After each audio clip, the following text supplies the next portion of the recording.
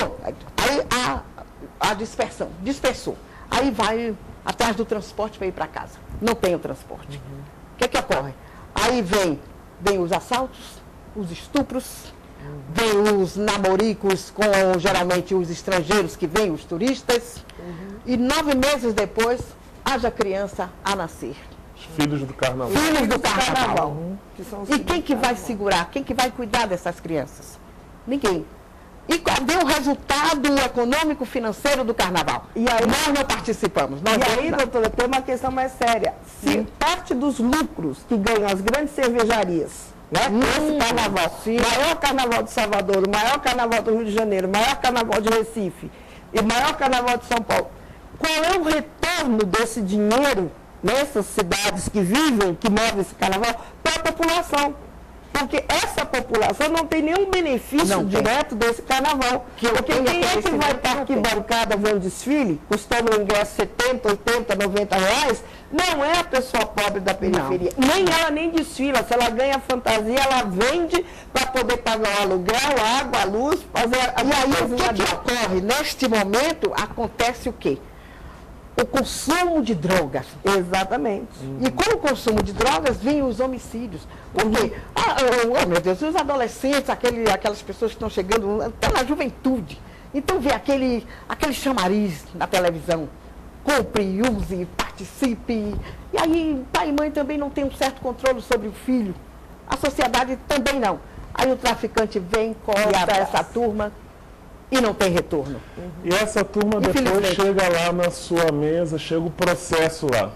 Com toda essa consciência, essa participação social, como buscar a imparcialidade no julgamento? Tem que buscar. Tem que buscar. Mas por que eu busco a imparcialidade? Busco não, eu tenho a imparcialidade. Porque eu não sou omissa. Eu vou até eles. Eu levei anos fazendo minhas audiências, sentenciando na hora, porque eu acho que justiça tardia não vale a pena. Então, eu ia nos morros, nas favelas, em um determinado bairro lá onde tinham as pessoas com hanseníase.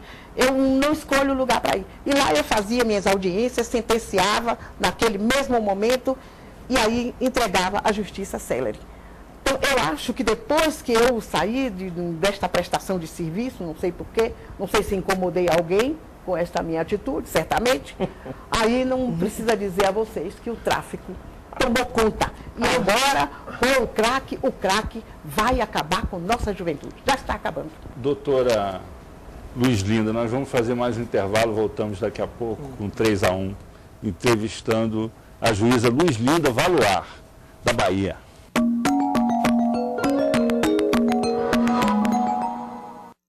Voltamos com 3-1, que hoje entrevista a juíza Luz Linda Valuar.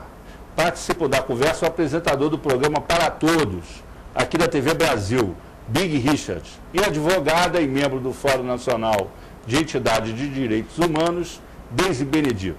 Nós vamos abrir este terceiro e último bloco com uma pergunta de telespectador. O que a senhora acha das cotas para negros? Sou favorável às cotas para os negros, até porque o Brasil tem um débito muito grande para com os negros. Não que estas cotas tenham que ser ad eterno, permanentemente, mas enquanto se oportuniza ao negro a chegar às universidades. Porque o que acontecia antes das cotas? Saía o resultado dos vestibulares e o que nós víamos? Aquelas famílias tradicionais, conservadoras, não negras, sempre os filhos, os sobrinhos eram os aprovados. Já tinham os sobrenomes, todo mundo já sabia. E não se via nenhum da Silva, nenhum dos Santos, nenhum Pereira, muito raramente. E hoje o que nós vimos? É o negro já ocupando o seu lugar dentro das universidades. Eu sou favorável, agora também sou mais favorável ainda a uma educação de qualidade e continuada na base. Porque sem isso aí nós não vamos ter resultado nenhum. Agora, o que nós precisamos também muito mais? É que nós negros, além de nos reunirmos, nós sejamos unidos. Porque se nós nos unirmos, ninguém vai segurar esta negritude brasileira, não. Porque nós somos tão competentes quanto os não negros. Até porque a competência não é privilégio de nenhuma raça. É privilégio da raça humana. E nós somos humanos. Então, por enquanto, as cotas, elas são bem-vindas. Inclusive, eu lutei muito na Bahia, juntamente com a professora Ivete Sacramento, que foi a primeira reitora negra da Bahia, e a vereadora Tieron, para poder nós estimularmos a implantação dessas cotas, que hoje, não restam dúvidas, é um sucesso. Agora, quero repetir, negros, vamos buscar dias melhores para nós. Nós merecemos, pagamos nossos impostos e queremos retorno de tudo isso. Porque o que será dos meus netos? Dos seus filhos? A gente está falando de educação, falamos de elitização da educação, elitização no judiciário.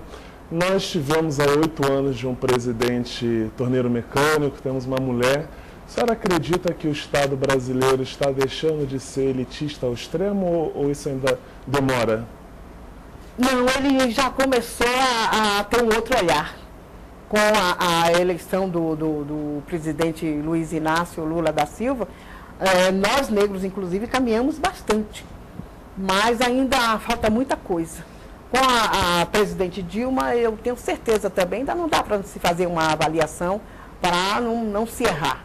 Mas eu tenho certeza de que vai haver um prosseguimento do que o presidente Lula deixou aí implantado e ela certamente vai aperfeiçoar. Até porque a mulher ela é mais sensível, ela é mais perspicaz. E também nós mulheres, como um todo, vamos nos sentir assim, com mais vontade, com a porta mais aberta para chegarmos até ela. Eu espero que um dia ela nos receba. Aliás, agora mesmo, juntamente com a revista Cláudia, nós entregamos a ela umas reivindicações, uma carta de reivindicações das mulheres brasileiras. Estamos aguardando as respostas que certamente virão favoráveis a todas nós. Não pretas, brancas, azuis, amarelas, todas as mulheres do Brasil. Eu acho que um dos passos muito interessantes que a presidente Dilma deu foi nomear mulheres para os ministérios, né?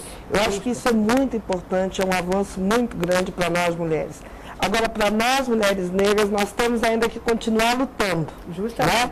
Essa questão dessa invisibilidade, né? Porque muitas vezes a gente tem a sensibilidade da presidente, mas não temos sensibilidade dos governadores. Não temos sensibilidade dos prefeitos, né? E isso é muito importante, porque quando a gente fala de mulher negra, né? Nós temos toda uma trajetória, eu sempre falo com muito carinho, com muito respeito, né? Da primeira organização de mulheres que se tem conhecimento nas Américas, eu enxergo assim, a Irmandade da Boa Morte na Bahia. Né? Quer dizer, em 1830 você tem uma organização de mulheres perfeita, que vai lutar para a compra de carta de alforria, que vai lutar pelo direito de enterrar seus filhos, seus maridos, seus companheiros, né? Que vai implementar junto com eles, quer dizer, isso em 1830, quer dizer, então quando a gente fala de ocupar espaços, de batalhar, de trabalho, de visão do trabalho, a busca do reconhecimento, nós mulheres negras sempre lutamos. E quando eu falo também da questão da violência contra a mulher, nós não podemos deixar de falar que as primeiras mulheres que tiveram contato com a violência foram as mulheres indígenas. Né? Quer dizer, então hoje a gente tem que pensar que nós mulheres negras temos que ocupar espaço, mas que as mulheres indígenas também têm que ocupar espaço, que elas estavam aqui primeiro de todo mundo. Chegou primeiro. Eram as donas do espaço. Então eu acho que existe toda uma modificação, que aos poucos a gente vai conseguir galgar esses espaços. Mas nós não podemos deixar de reconhecer aquelas que começaram antes. É isso. Inclusive, eu estava falando com o nosso companheiro, o Big, que eu recebi uma medalha, dentre outras dezenas e dezenas, eu recebi a medalha Maria Filipa, lá na Bahia. E foi aquela mulher que se viu acuada e maltratada e quase apanhando pelos portugueses. E ela, com folhas de cansanção que ela catava no mato, ela batia em todos eles e descobria aqueles hematomas e, resultado, ela conseguiu, com aquela ferocidade de uma mulher de 1 metro e pouco, magrinha, ela conseguiu expulsar os portugueses lá daquela região exatamente do Recôncavo. Então a mulher negra já vem aí lutando há muitos anos, lutando e vencendo, porque nós somos vencedoras. Mas ainda não basta não, nós não vencemos ainda tudo não. Eu quero vencer inclusive uma coisa, Porque é o seguinte, eu lancei um livro ano passado, O Negro no Século XXI, e fiz uma homenagem ao meu governador. E até hoje eu não tive o prazer, ele ainda não pôde me receber para entregar o exemplar deste livro. Nossa. Eu estou me sentindo assim, a negra mais desprestigiada do mundo. Agora, falar nisso, o governador Jacques Wagner da Bahia é louro, de olhos azuis. Agora ele está com a cabeça meio branca. Então, eu tenho muita simpatia por ele, me relaciono bem com ele, como jornalista. Mas quando é que os baianos vão eleger um negro para o governo do Estado? Porque 85% da população é negra, né? Eu, a hora que me aposentar, eu acho que eu vou enveredar por este lado. Estou pensando. Você é candidata? Ainda não decidi, mas estou pensando. Já passei pelo executivo, já passei pelo judiciário, agora eu vou pender para o legislativo, chegar de novo ao executivo. Não sei por onde é. A porta aberta, honesta, que me dê condições de ir com o pouco potencial que eu tenho, eu vou. Complementando a questão que o Azedo coloca, será que essa opressão maciça das populações negras, da população negra, quando fala das populações, juventude, mulheres e tudo mais, na Bahia, reflete na falta de eleição de um executivo par, né, que seja espelho dessa população baiana? Eu tenho certeza que reflete.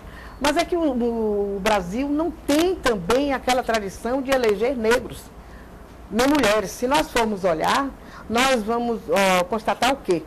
Existem poucas mulheres nos parlamentos.